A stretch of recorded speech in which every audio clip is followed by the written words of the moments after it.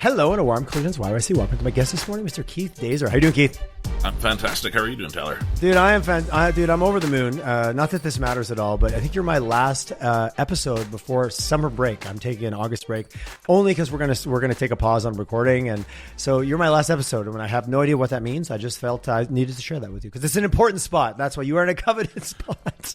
What an incredible honor. Thank you for the honor of being your last summer episode. 100%. Hopefully we end on a high note. Well, I think that's based on our chat so far this morning. I think we're good to go. You are founder at Deliver Digital, and we didn't get too far down the rabbit hole. You reached out to me. We actually had met years ago, which I love it. Calgary conspires, biggest small town ever, as everyone's heard me say a million times. But you just reached out to me, which is what I love about our Alberta. I love about our business and our ecosystem. And I really love about LinkedIn, you can literally reach out to almost anybody, and 90% of the time they will get back to you, as long as you're not just being cheesy like, hey, can I buy you or sell you or what, those LinkedIn. I mean a legit other human being that actually put some thought into the reach out before they did it. And it actually people respond. So I was happy to respond, and here we are on the show. So I'll give it to you. What's Deliver Digital? Let us into the tent. Tell me a little bit about you, what you do, and maybe what blows your hair back in the morning. Oh my goodness. That's a big one, eh? Big question. So I'll start off a little bit around how I arrived at Deliver Digital. Okay, what is Deliver Digital? Let us into who are you and what do you do? Yeah, so Deliver Digital is an organization that really helps organizations select, manage, and govern all of their technology partnerships.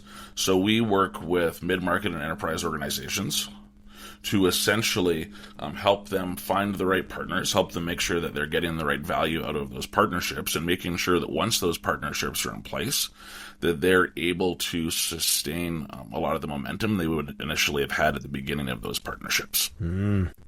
I think everyone just went, because we all have a good and a bad, often maybe a bad. Okay. Oh, I have so many questions, but I'll hold myself here for a minute. Oh my goodness. Yeah. So we as an organization, we are a fairly new organization. We actually launched in January of this year.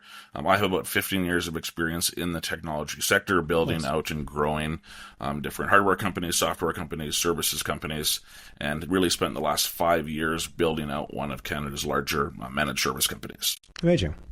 And your world, you've seen some changes. The world is changing. And there's a massive understatement.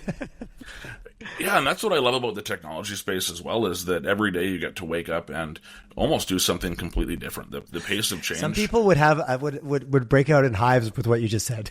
Yeah. Well, hopefully I don't cause any hives. I don't know if the podcast Again, insurance it's covers that. all about what I asked you what blows your hair back. It's like I get up every day and I get to basically do something different and solve brand new problems. If you're wired that way, everything else is a letdown. So that's awesome. Yeah. But yeah, so I've taken some of this experience. I left building that organization in October of last year. Okay. We had a year of change last year. We had a brand new daughter. We had obviously kind of coming off COVID and everything. It was time for a change for me. And my wife, who is much smarter than I am, encouraged me to take a few months off after that and kind of decide what I wanted to do when I grew up. That's not lost on me, my friend. I love it.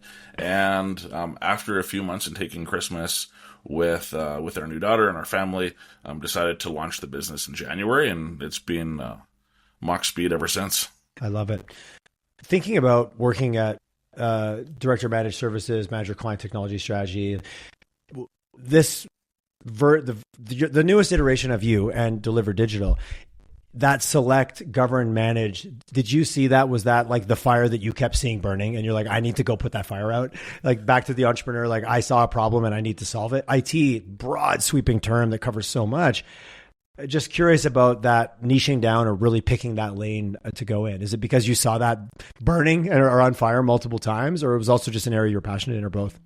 I would say both. And I think that one of the things as a managed service provider that's really challenging to solve is balancing that delivery and the ability to scale and grow those organizations in a really effective way, and also being bespoke enough that it matters to some of those customers and that you're able to deliver in a specific way that can turn the needle. And what has happened a lot across that managed services space, and this isn't one company, a lot of the different companies that I talk to, I think, have this challenge, is balancing that idea of how do we scale out the organization.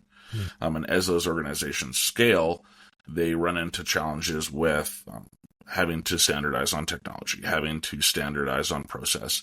And that doesn't necessarily fit across every single organization they work with. Yeah. And so, although they provide an incredible service, and I think there's a huge point of value there, there's also this other side to it, which as a customer and a consumer of those services, how do I get exactly what I need, and how do I make sure that I march that forward, especially if I'm not at the scale where I have a full in-house IT team, where I have some of that expertise in-house. It's a really challenging balance that we couldn't quite ever solve.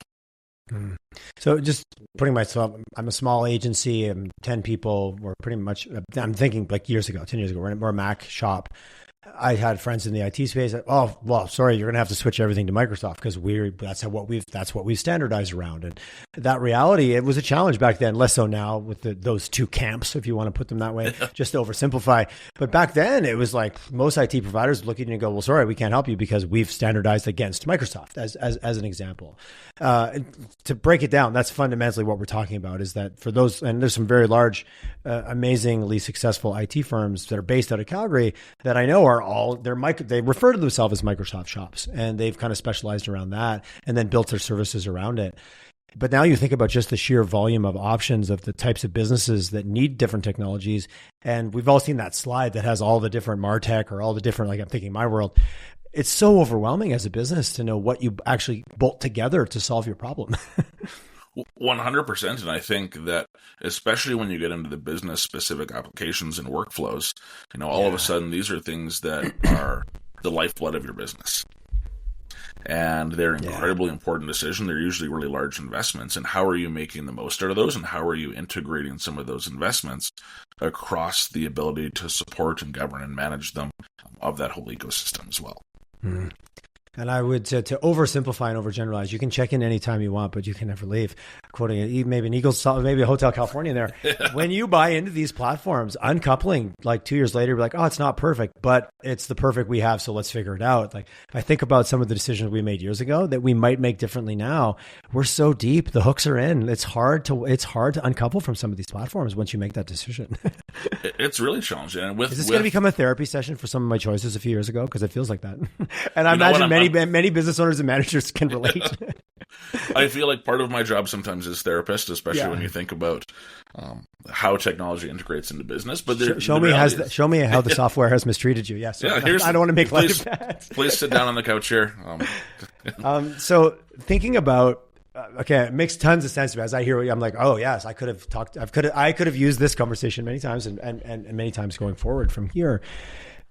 You said something that really latched onto me, like how, and I'm paraphrasing a little bit, but that enthusiasm and that momentum that you had at the beginning.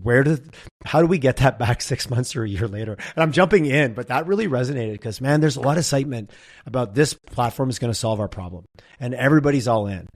And then it's hard. And then change shows up, and grief and humans and change management, and it gets messy. So I feel like I'm jumping in a little bit. Like maybe we should start at the select phase and kind of walk through some of the thinking. But you clearly touched my pain point on that one. Yeah, but I agree with you completely, where there's a lot of frustration that happens in the IT space. And I think a lot of it comes from either not understanding or the promise of what could be. Yes and yes. I say both too. I check both those boxes. And I think that sometimes the change is the last-ditch effort to get value out of something that you just wish could be different. Yeah. And I think that we see it a lot and over again, where organizations will change with the intent of hoping for a different outcome, but they don't actually change any of the inputs. Okay. Yeah. And I think what you're saying is the tool isn't the answer. Yeah, and I think taking that opportunity and that extra 30 seconds at the beginning of that process to truly understand the criteria, to truly understand how your organization interacts with technology and how your users and your customers and that whole ecosystem that isn't just, what is your CIO or your director of IT think? Yeah. Is so important to making these decisions, and it's often the piece that everyone kind of skims out on a little bit. Is it just because we're in too much of a rush all the time? I say rush because we're busy, because we're overwhelmed, because we're tasked to death, because we're under pressure to meet quarterly. Like there's so many reasons, but that time, and I don't care if you're in marketing or that strategy at the beginning is the project, and it's so often not. It gets devalued, and then all you're doing seems like you're just burying landmines for later. 100%. And I feel like people are getting more and more on their plate. And I think the expectations are continuing to increase. And especially if we look at, the broader ecosystem right now, what's happening with AI, what's happening with some of the kind of governance and compliance from a regulatory perspective, what's happening with security. Yeah. There is enormous pressure on some of these technology leaders to do things that really contradict. And one is move incredibly quickly to make sure the business stays productive and competitive and keeps up or beats the market. But the other one is make sure you don't move too quickly so that you break things or you cause risk to organization. Meanwhile, we live in a culture that loves to talk about fail fast, break things, but yet when that happens, often those individuals are, punished, whatever that means, or like, we have to be quick and agile and act like a startup, but whatever you do, make sure you follow our governance. And you're like, whoa, this is a conflicting message. And let's not forget to talk about cybersecurity and the risk of leaving a door open somewhere, right? Like, to oversimplify that statement. 100%. And I was having a discussion with a gentleman yesterday where we were talking about the evolution of cybersecurity. And if you think back even 5 years ago, cybersecurity and security is you talk to most business owners and leaders, and it's something a little bit of an afterthought. It's something that they know they need, but it was almost often thinking they're more secure than they are, which I've heard from a lot of people. Like that goes. I've had many a CEO tell me that they were Loctite, and he's like, "I'm like, sir, that is untrue. Like that, you are misinformed." And the more you learn about it, the more you realize that no one's actually truly secure. There's a whole ecosystem around making sure that you have the right resiliency in place, making sure that you have the right partners in technology, and it's a whole big picture around security and not just, hey, let's make sure we lock all the front doors really tight and make sure nothing can get in. But I think that there was this view of security that it's the kind of police of no, the reason you can't do things. But there's this risk element that people have really come to terms with, which they recognize that security is a real investment and it's something you need to do. Just no different than you need to put locks on the front doors, but it's also the reason you can do things. And if you look forward into the future of what's happening with AI, if you look forward to some of the modern work and what's happening with the way people collaborate and share information, security is actually the reason they can do that too. Interesting. I like that. And so it can actually be a really positive. And so security can actually be the enabler versus just the big scary boogeyman that. Well, we have a full remote team, and I look at the amount of tools. We could not do what we do without Slack and Asana and Box and Google Drive and these things like live. Remember the world of version control? Where you're like, which version of the document am I actually on? Like that's all gone away in environments that I would say 99.9% of the time we've had no issues with. Like the issues were all just our ability to use them effectively. There's rarely been any kind of security issues with any of those platforms that are now the backbone. To your point, what was the bricks and mortar storefront is now become the online tools we use to actually do our work. Yeah. I feel like you might need to knock on wood after that one. Yeah, fair enough. Yeah, fair enough. I know. But yeah, like don't say that to the universe. But yes, I appreciate like the boogeyman conversation is easy to have. If it bleeds, it leads. I think that's an old media thing. Yeah. But it's also like think about what you can now accomplish because of these platforms. Yeah. And you may have given me PTSD thinking back to those version control, the Master 1, V2. Yes, nothing but a shit show. And in a world where we're always doing versions, like we get client feedback and we do changes. And I remember the day we went from like marking up PDFs and emailing them to each other to using Proof HQ, where we could actually do online, put your comments in, check them off when you've made.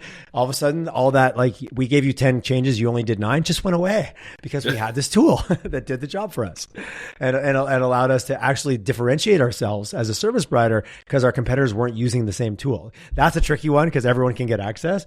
But when does it actually become a value proposition in terms of how you chose to bolt these tools together? Yeah.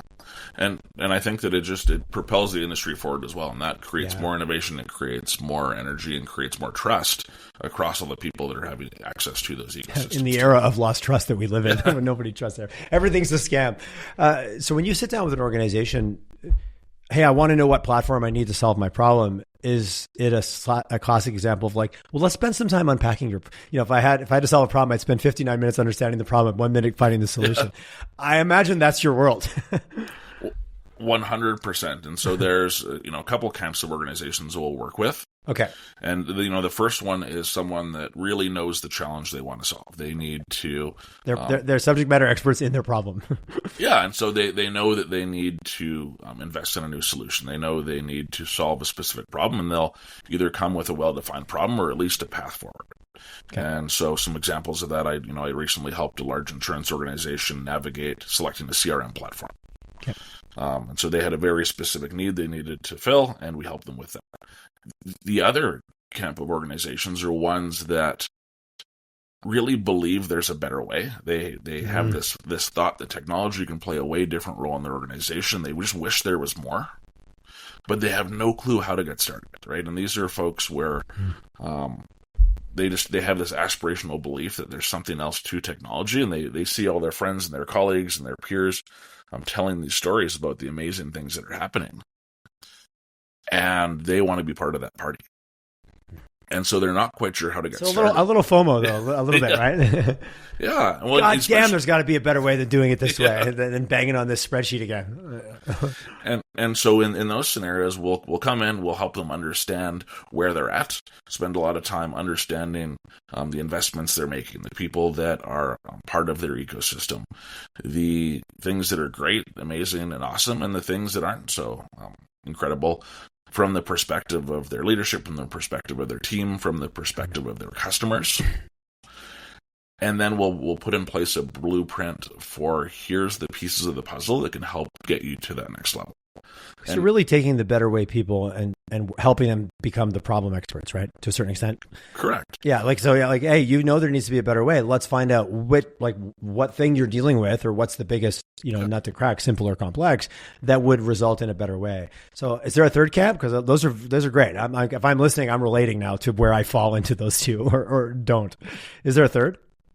I would say most of the work kind of falls in those two camps. I'd say there's always a little bit of periphery work, especially when you think about how that fits into the strategy of organizations. And so, there's a little bit of work that surrounds around, okay, well, practically, how can we execute on this? So sooner or later, the blueprint, someone has to build the thing, right? That's to do. Yeah. And it's a really interesting balance as we decide kind of where we want to take the business to around what we want to be for our customers. And it's incredibly tempting to, we've had lots of offers to become resellers of platforms, and we've had lots of offers to become implementers, and even asks from some of our customers. But I also believe it's really important that we stayed really disciplined in what we want to be incredible at, and really build the business around that. And there's also some really important advantages to not being a reseller, to being a little bit of Switzerland.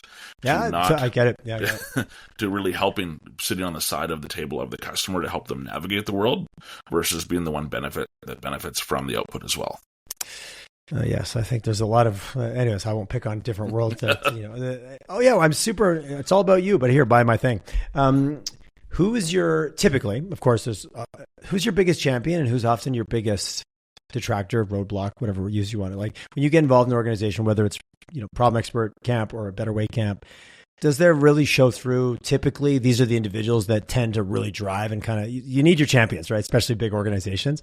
And then who's often the detractors? You don't need to name names. That was more of a general question. Well, Joe is no. Yeah. I was like, let me tell you about this guy or guy. Most of the people that get really excited about the work that we do would be on the senior leadership side of things. Okay. So these are, people that are part of the C-suite, business owners, presidents of divisions. These are people that really have accountability, not just for IT, but for the performance of the business. This will make us better. This will make us better. And once again, thinking back to the aspirational side of things, where can technology take us? They know that there's greener grass somewhere, and they want to find a path to get there. Cool. Like that. The people that I think have some trepidations sometimes when we come in are actually often the IT people. Yeah. I wondered, but I said I didn't want to lead the witness. Yeah, and we do a lot of work in supporting senior IT leaders. But I think that there's often a trepidation when someone's checking your homework, so to speak. Of course there is. Of course. And I think that there's a little bit of... we are still human. All the technology aside, there's still a bunch of humans, and I will say this respectfully, messy humans, because we're all messy, having an experience and wanting to do our best and believe we did. And pick a role that isn't being overwhelmed by technology. IT has kind of been getting kicked around a little bit the last bunch of years. And it's a tough job. And I've run both the operation side as well as the growth sides of the IT spectrum, and the operations is an incredibly challenging job. And there's so many conflicting priorities and balances, and there's no scenario where you get everything perfect. And a lot of the IT leaders, and especially if you think about people that have built their careers around making certain choices and putting things in place, there's rightfully so a leaning towards being protective of what's in place. Mm-hmm. And so often what we'll find is we need to really spend a lot of time with those leaders themselves, making sure that they feel comfortable, making sure they know we're on their side of the table, and really how they're to unlock them and free them up to do the things that they actually aspirationally want to do as well, but can't seem to either find the time for, the budget for, the priority for. And we can help them just provide a little bit of that external perspective that says, okay, well, this is how other organizations are doing it. Here's a agnostic look at what's going on. And it doesn't mean we have to change everything, but it does mean that here's an opinion that could help you move forward. We always joke, even at Clermont, you can't see the label when you're inside the bottle. And we all get inside our own bottle eventually, right? Because it's our world. And of course, because of who we are and how most of us are wired, you're going to be a little defensive, or a little, let me change the word, maybe committed to the way you've been doing it, because you had to commit or else you wouldn't have been followed through in doing it that way. 100%. Otherwise, you would never make a decision ever. It would just either you just stay in stasis. Yeah, which we know that there's no such thing as status quo, because the world is moving fast. Yeah. So when you get brought in, I appreciate, problem experts versus a better way. Just curious, kind of what are you actually running into out in the street? Is it people going, oh my God, our data's a mess, or our CRM, or we can't contact people, or our workflow, there's got to be a better way? Is there some leaders? Is there some things you're like, oh, I talked to 10 company, and here's a few that we need to deal with? I feel like you nailed a lot of the things we're seeing. Right now, there's definitely an appetite to make the most of dollars that are out there. Okay. And so we see a lot of organizations that have invested in duplicate areas to either mitigate risk. Mm. Oh, interesting. Okay. Or out of a lack of understanding, or just not quite sure of what they're actually getting. So I'll provide a couple examples. Microsoft licensing is a perfect example. This is something that everyone knows they need to invest in, if they're obviously a part of the Microsoft ecosystem. Yep. These are huge dollar amounts that keep going up and up. And Microsoft is providing more value. But if you think about a Copilot license being $500 a user, if you think about the cost of secure Microsoft licenses that aren't the entry tier one, all of a sudden you're spending hundreds of dollars a user a month on. Yeah, if you have licensing. Any kind of headcount, and I like what you said, something about they're providing more value, but are we getting that value out of it as an organization? That starts to be someone brought that to me the other day. What about Copilot? I'm $500 a user. Let's make sure we're getting the most out of the platforms we even have now before we start bolting some new, very spendy options on top of the stuff that we're maybe not getting the most out of. That's always my cynicism about it. I have this phone, it does a lot of things, but I probably use 12% of what it's actually capable of doing. A lot of the platforms, I think, fall into that same category sometimes. Yeah. My mobile calculator is fantastic. 100%. Okay, interesting. So looking at where, are we even getting value out of the money that we have been spending? Yeah. And then security is a very strong example of where some of that fear you talked about is causing people to overinvest. So they're buying lots of platforms to be secure. I'm building brick walls everywhere, but I'm not sure if they're the right brick walls. Yeah, but if you build a house that has 4 layers of brick walls, do you actually need that? Do you need a wall that's 8 feet thick? Is that actually solving the quote unquote security, the boogeyman problem? And so can you invest differently? Are you over-investing? And really just being able to detangle some of those investments and understand, are there opportunities to either drive cost out or get more value from the investments you've already made? Does technology debt fall into that category? 100%. Okay. And because everyone has a starting point, there's no scenario. If you're up and running, you've got something going on. Yeah, absolutely. If you have any sort of history as a business, and there's no perfect decision at any point. And the technology decisions that were made 2 years ago, even the platforms you alluded to, that was the best decision and the best 100%. Information you had at that point. And things are evolving insanely fast. Yeah. And so the decisions today would be different, and that's actually okay. But we can't just say, okay, we need to buy everything brand new every 2 or 3 years. That's just not practical. Hence the need for a plan and an assessment, a plan and a roadmap, and maybe a little bit of, I hate the word to use patience because in business, but maybe forgiveness that the decision we made a year ago was the right decision a year ago. Yeah. And it's so easy to beat up on things in hindsight. And I think a lot of people will come in and do that. And it's like, oh man, I can't believe someone chose this computer 3 years ago. But so really, those calls are certainly that reality of like, where are we? What have we got? What are we using? Where are we actually getting value? And do you often, or how many times do you run into like, you actually don't need a different platform. We just need to really look at kind of from a workflow or value creation to your customer, how you're using your platform now. I'm assuming that also comes up where the new platform it might be the answer, but let's get this sorted first. Yeah, and I think sometimes people just need that clarity or that push in those directions. Yeah. I was brought in to help an organization go to RFP for a set of services. And so they're a municipality in BC. They were looking for me to help them go to RFP. And going through that initial discovery process and spending that extra time up front, my recommendation was you actually don't need to go to RFP. You just need to work with your vendor differently. Yeah, nice. Yeah. But the requirement as a leader, as a leadership team, when you don't maybe know the answer and you think the answer is RFP, to have a trusted partner go, hey, let me give you another perspective. Like there's huge value in that. It can get really underestimated. That like, oh shit, I thought new was the answer, not just a better way of working with what we have. I think I believe personally there's a lot of those floating around out there. Yeah. It's an interesting world there, but it keeps for interesting discussions. Yeah, no doubt.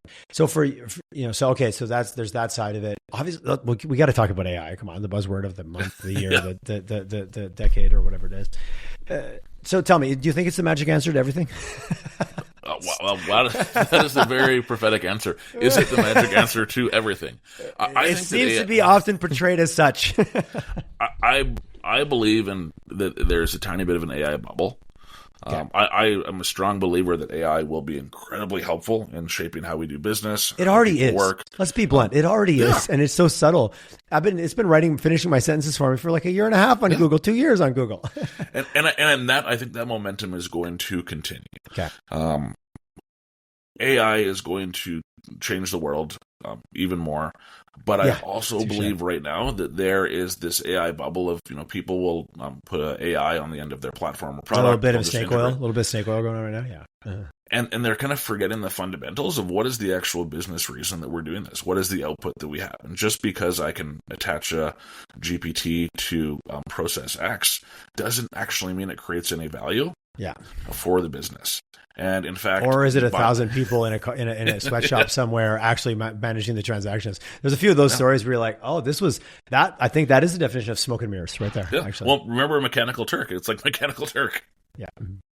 So it's so interesting, and so I'm assuming you get brought in a lot of conversations like AI. We're behind. We got it. Like I'm assuming there's maybe a sense of anxiety or a sense of FOMO, just like because that happens. We're all human, right? Mm-hmm. It's true, and I think that with that bubble, there's a lot of leaders that are concerned to your exact point of, I don't want to be the person that has to report to our board and says we didn't invest in that I was sleeping at the wheel. Yeah. Mm-hmm. I'd rather just take that bet and turn on some of these things over here. And that's an interesting dilemma where you're actually you're better to do it even if it was misplaced than say you didn't do it and get egg on your face for being a late adopter. Like that's a funny paradigm that actually that's kind of the matrix of bad decision making. And you can look back and go, when did we start making this bad decision? Well, it was about 12 decisions ago. And we slowly ended up just all agreeing as we ran the boat right off the edge of the edge of the waterfall. Yeah, well, if you start off, even if it's only 2 degrees off course, if you're, by the end of the journey, you're in a different continent. So funny when my quick pilot story, when I first started learning to fly, it's so basic, but you do 10-degree drift lines. And I think we need to do it for projects where you literally, here's your point. I'm going here to go to here. I draw my line. I figure out my wind and which way I need to actually fly to get there. Then I just take my little aviation protractor and I draw a line out and go, if I see any of these landmarks, I'm off by 10%. So I need to readjust to get back.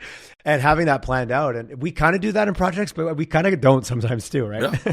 And not to kind of jump back to what we talked about at the very beginning, but the idea of if you can define your success criteria up front, if you can have a strong discovery up front, you can map out those 10-degree drift lines.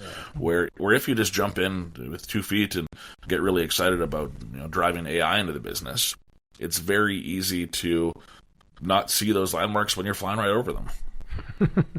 Thank you for grabbing my little story and growing with it. I really appreciate that, by the way.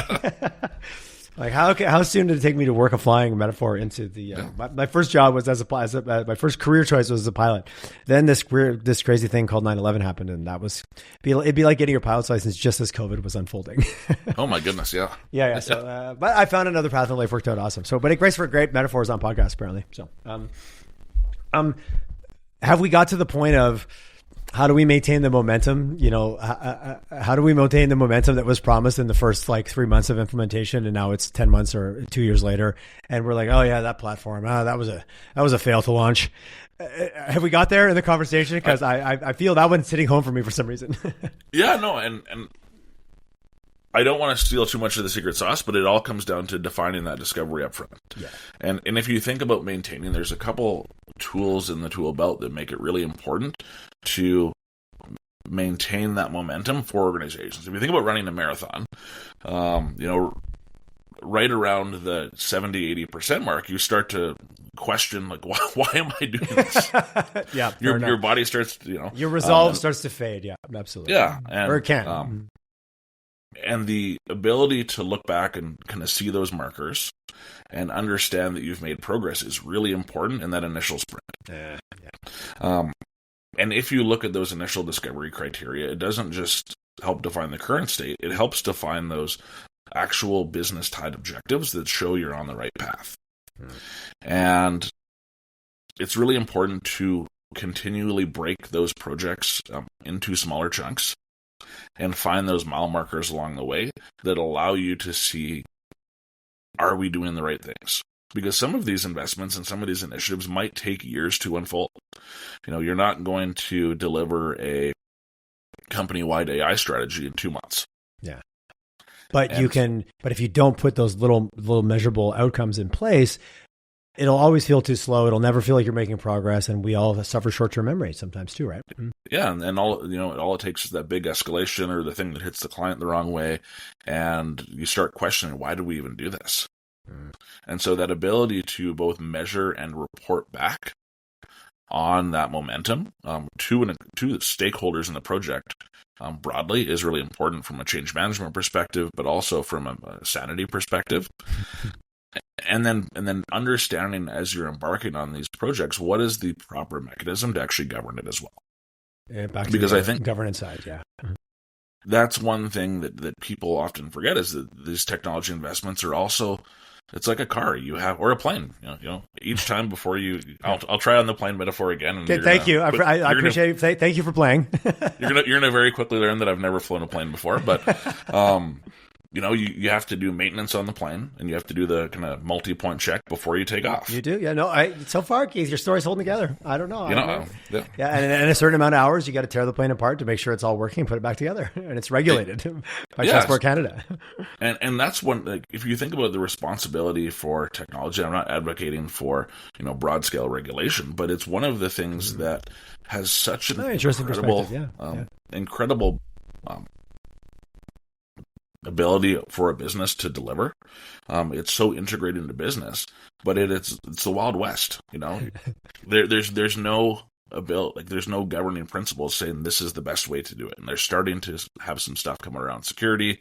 They're starting to have some stuff come out around AI, but it's really still very interpretive in terms of how you actually want to apply a technology framework to your business. Well, you made the comment earlier about the government tends to be these are slow things. Technology is a fast thing. They immediately contradict each other from that. But they don't hang out at the playground well together. No.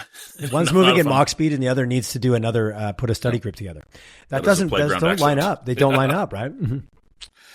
Yeah, but in terms of that governance as well, governance also I think gets this bad word is this really boring, arduous process where it's like how many boxes can you're slowing me down. We can't get shit done around here. Yeah, totally. Yeah, which sometimes is true actually. It's true, and so that's the balance of saying, okay, well, how do we turn governance into something that isn't this boring meeting that you have to attend once a quarter that you that you just make sure you have nothing exciting before or after because you're dreading it. How do you turn it into the thing that actually is the gas that propels you forward? And so the recipe that we have for governance is making sure that you're using data to understand where you are, data to understand where you've been, but only having that be a small fraction of the discussion and using that actual conversation to propel you forward and using the data in that conversation to look forward. Because I think everyone always thinks about governance as the things you've done. Rather than the checkpoint to make sure you're on the right track. Okay, interesting. Okay. And I think where it becomes even more powerful is when if you think about IT environments, there's multiple stakeholders at the table. And there's this tendency, which drives me bonkers, that people feel like they have to manage all these pieces individually. So I'm going to talk to my managed service provider, I'm going to talk to my security provider, and I'm going to talk to my application provider, and they're all on islands. And there's someone that tries to be this traffic control to say what information goes where. But the ability to connect the people in the ecosystem through governance is something that people seem to be really apprehensive to do. But if you can do it properly, can really unlock all of the parties to do way better work. What do you think the apprehension is? Is it legacy? Is it keep our cards close? Is it that's not how we work with partners? Like obviously, it sounds like you have a point of view on this topic. I might have a point of view on this topic. I'm sensing that. Yeah, very good. I'm trying to think of a plane analogy that can really fit in here. We can move on from the play. Thank you for playing. We can move on from that if you like. Whatever analogy or metaphor you want to use. But yeah, the apprehension for these organizations is really, from my perspective, that there's an element of control sometimes that I want things to go a certain way, and I have a vision, and I don't want to overwhelm people by giving them too much information. I want to make sure they stay really focused on their task. Oh, that's a tricky balance. Yeah. It's an incredibly tricky balance, and I've gone into a lot of organizations where you can unlock incredible bursts of momentum by just turning on the taps of here's the full picture. Stop looking at the hind quarter of the elephant and realize it's a whole elephant. Yeah. So there, we'll pivot our analogy to metaphor. And for those leaders, if you can do that properly, it also unlocks them to get out of task management mode and into outcome management mode, which can be way more gratifying as a leader. Yeah, versus trying to project manage the information and actually measure the outcomes. That's an interesting perspective. I'm assuming this is also where you get into what's the culture of the organization, who am I dealing with, what's the belief structures of the leaders, because back to the fact that this isn't platforms using people, this is people using technology platforms. So there is what cultures, those command and control cultures, this sounds like it doesn't work very well in those environments. No. Sorry. Yeah, done. No, just one word. Yeah, no, that does not work. In your world, where's the balance of the human side, the change management piece? Obviously, your background is in IT, which is easy to think of it like, oh, your background is in technology. I've had a handful of guests on. Recently had a woman, Kamalesh Lardy from Zurich. She was fantastic and just talked. She does this basically change management around digital transformation at large organizations globally. And she's like, we're effing up the people piece. We're just like, and we're effing it up on every level. She was very candid about it. How often for you, like, is that your lane, or you try to stay a little bit? Because it feels like there's the psychologist, back to your comment early, and then there's the technologist. Those are interesting bedfellows, but yet should be hanging out together. 100%. And when you think back to that discovery, everyone forgets about the people that are using the technology. Which is often your frontline people, the ones that are actually in touch with your customer as well, right? Exactly. And even the customers, right? If you think about the customer as one of the key stakeholders, Yeah. Everyone's always wants to kind of have everything magic behind the curtain, and then they do this grand unveiling where all of a sudden we have something new and shiny. And if you just take away some of the desire to have a a magic trick around it and say, okay, well, how do we make the audience part of this?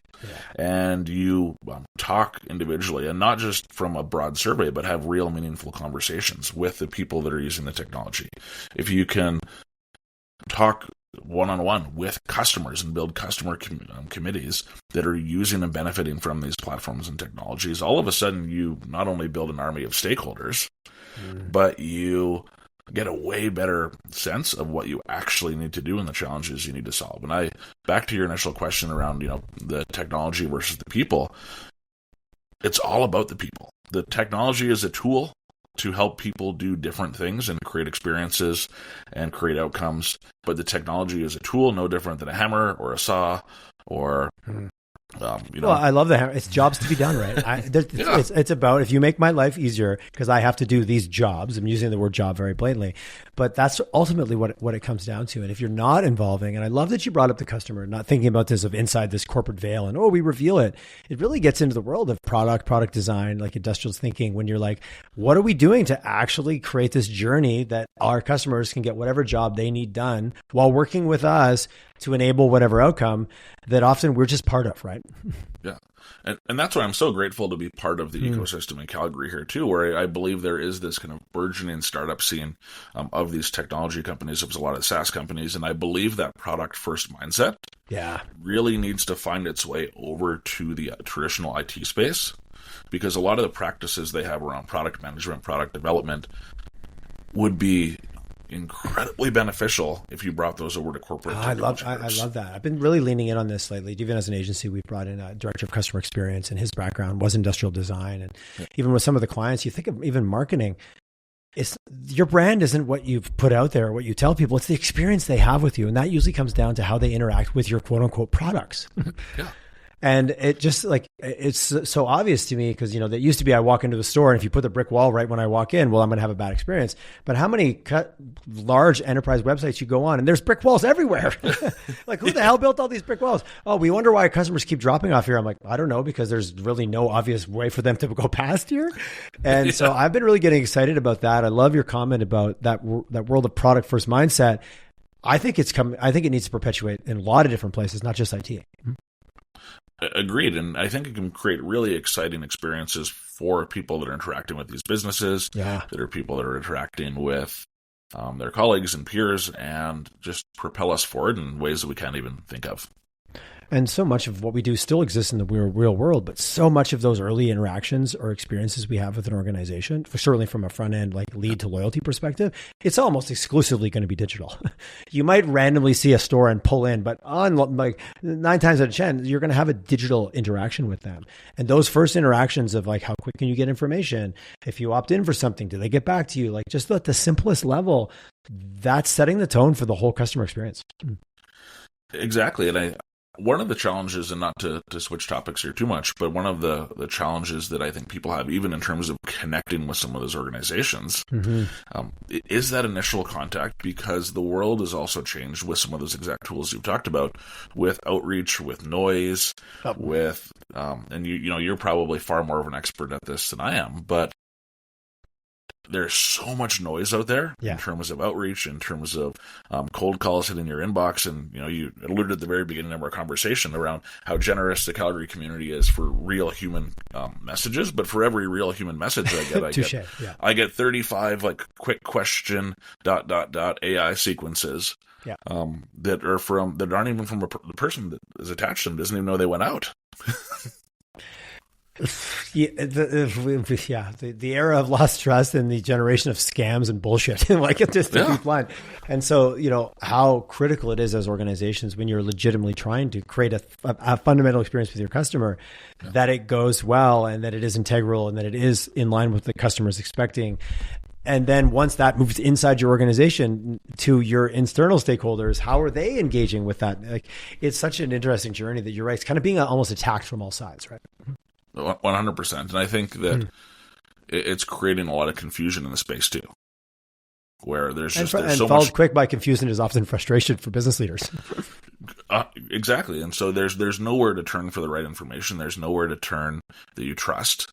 And there's a lot. There is no universal source of truth, right? For this. Correct. Hence why you need to call Deliver Digital. Sorry. Oh my goodness. Yeah. That was a perfect sales moment. No, and I'm joking, but I'm not joking. Having trusted partners and like that is what I was joking with my wife the other day. And when you get married, they give you all the like don't go to bed mad. And you start a business, they give you like have a good lawyer, have a good accountant, have a good IT advisor, have a good product advisor. Like those things are all true also. Because as a business, you're trying to do so much of it, and that level of deep expertise that you need when you need it, almost from a, like, I don't want to use the word fractional. It's a very popular word these days, but oftentimes you do need that 25-year person for that piece of the journey that you're on in the world of IT or technology implementation.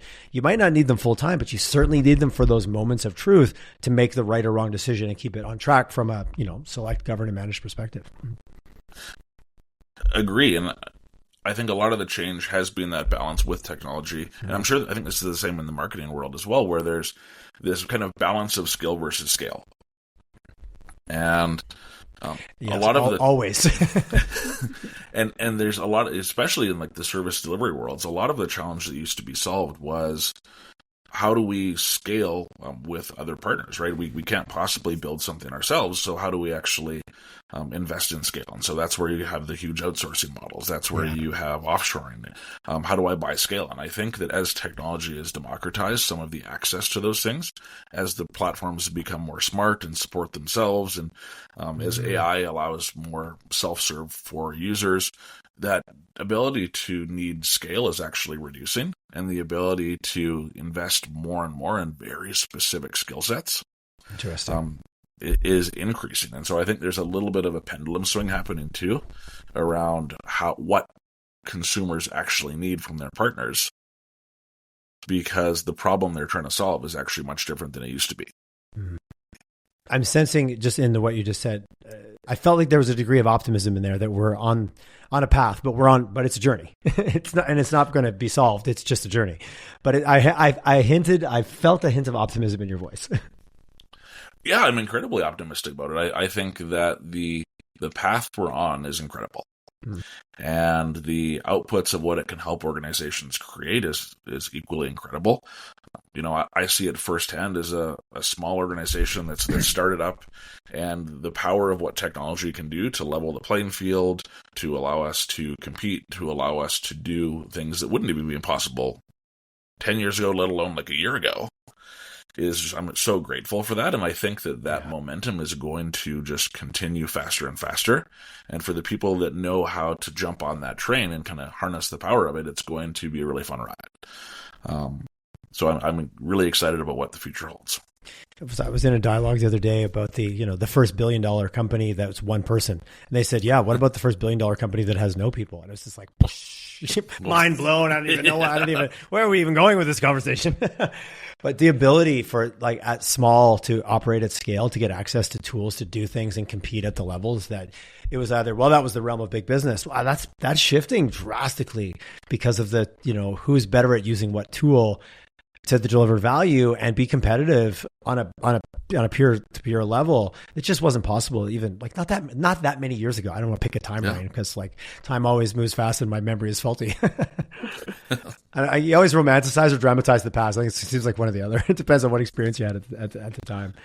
If I'm someone in your ICP, mid to large enterprise, and I'm in either one of those categories, and I'm trying to solve this myself. Back to your point about expertise, is it also, yes, we're smart and we need an outside perspective. Again, it feels self-serving, but I just think it's so important to give people permission. You're not expected, and nor can you have all the answers, but your subject matter expertise about your business is what you need to bring to the table so you can bring someone with an outside story. That's my version of it. That sounds like what I'm hearing from you. And it's sometimes giving us permission to make that call too, right? Exactly. And it's okay to actually ask for Switzerland sometimes. It's okay to get the outside perspective. And the reality is that some of these decisions are things that people might make once or twice in their career, right? How often do you pick a new software platform or a new service provider? It's not that often, even if you're in IT. And the idea that it's okay. Living with what you chose is much more the reality, right? Back to governance and manage. Mm-hmm. And asking for a helping hand, even as a little bit of an insurance policy, can be really helpful. Well, then you can always blame the consultant afterwards. I guess so. Yeah, maybe I shouldn't have said that. That is the wrong attitude to go in with, Tyler. That's a wrong attitude. That's a defeatist attitude. I'm being a smart ass. You can always blame. I've spent my life working as a resource and as a vendor, so frequently I've been like, okay, if you need to throw me under the bus, that's okay. We'll get through it. I'm good bus fodder here. Yeah, no, it's fine. I'm joking, but anyone's ever done any level of consulting knows the joke. But I really appreciate that. And I love the broad approach and just some of the philosophies that you bring to the table. And if you're in business at any level, I guarantee I would say a large portion of this conversation probably resonated with you from a PTSD perspective or an excitement perspective, maybe a bit. I've learned I've had some bad PTSD and we work on making better choices going forward. And it's still continuing to be more complicated and more overwhelming. So as I'm learning, I'm still simultaneously being overwhelmed by it. Yeah, and I think that that's part of the blessing and the curse of technology, because the changes you make today and the changes you make 5 years ago are going to inevitably be obsolete at some point. Yeah. The technology is going to it's a cycle, and that's part of what makes it exciting, and that's part of what adds energy to it, but also can make it incredibly daunting. And I think to me it goes right back to what you said at the beginning. Like, if you're thinking about the value this is creating for your stakeholders, including your customers, your vendors, your employees, your team, your shareholders, everybody, and then you think about what's the right technology. If that value equation stays pretty consistent, it's going to allow you to be a lot more disciplined and a lot more secure with the choices. But if you start with that and hope it drives value, that's where the roller coaster gets a bit. Yeah, I might throw up at the end. Exactly. That's an aggressive way to end. Yeah. Oh, yeah. We need less throwing up at the end of this. No, less throwing up in the boardroom. People are like, well, if you're listening for 50 minutes, you clearly are in and enjoying this dialogue. This took a real turn. Took a nasty turn. Keith, what's the best way? I don't like to keep things secret. What's the best way for someone to get a hold of you? Like LinkedIn, reach out, email, website. What's your favorite form of signal? For sure. So LinkedIn, I'm on quite a bit. So you can find me on LinkedIn. It's Keith Dazer. Feel free to email me. It's keith@deliverdigital.ca. Nice. Thanks. And I would love to hear from you for a conversation chat. Definitely an open book, and I love it. Well, super knowledledgeable, and your passion rings through, and you've spent some time in the trenches. So that credibility of, I've been shot at before. I managed. I'll deal with it. I know how to deal with it next time. a few battle wounds. Yeah, which I think that's what teaches us along the way, as long as we pay attention. Keith, thanks for coming on. Thanks for reaching out. Thanks for the candor, and thanks for reconnecting. I think you're joking. We were joking offline that we actually met when you sales called me, 2009, 2010, maybe. Yeah, I think that we were reminiscing. I think it was your old office, or maybe current office, but I was selling photocopiers at the time. I remember you were incredibly generous with your time. I don't know if you wanted to buy a photocopier or not, but you definitely humored me with conversation. I believe gave me a few pointers, and I've always looked back fondly to the time. That's fair. Well, I'm glad I wasn't a dick about it. Yeah, you weren't a jerk. It's not necessary to be that way. So yeah. I appreciate that. And again, the world comes full circle. Really glad you reached out. Thanks for coming on today. That was an awesome chat, and I encourage people to reach out and have a conversation with you. Don't let it be the boogeyman. Lean in, and even the boogeyman can be unveiled as well. with some, just turn the lights on. Just turn the lights on. There we go. Awesome. Well, thank you so much, Tyler. My pleasure. Thanks, Keith. Cheers.